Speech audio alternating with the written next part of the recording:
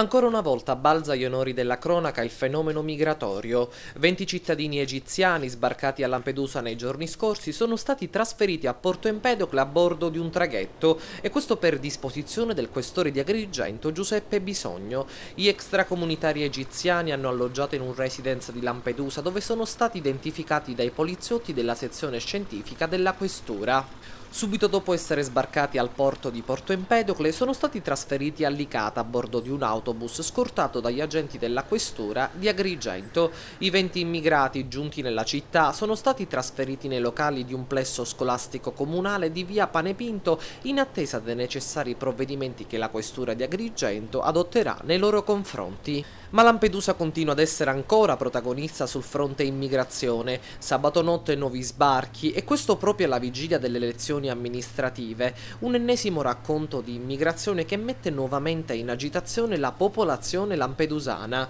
un argomento fulcro di questa campagna elettorale che però non mostra alcun cenno di una battuta d'arresto.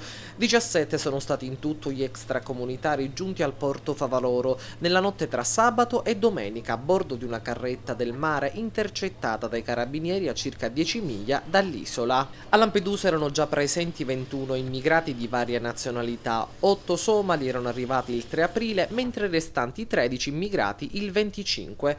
Tutti ospiti di un residence nel corso centrale di Lampedusa, perché a causa del rogo appiccato al centro di accoglienza di Contrada Imbriacola per protesta da parte degli immigrati lo scorso settembre, la struttura è stata resa inagibile, anche se entro ottobre sarà nuovamente utilizzabile, però con meno capienza. Un campanello d'allarme che torna ancora una volta a farsi sentire. Molte le vittime dei tristemente noti viaggi della speranza lungo il canale di Sicilia, definito da alcuni un vero e proprio cimitero. L'ultimo in ordine cronologico è stato un giovane di appena 16 anni, trovato cadavere nelle spiagge di Contrada Pisciotto a Licata.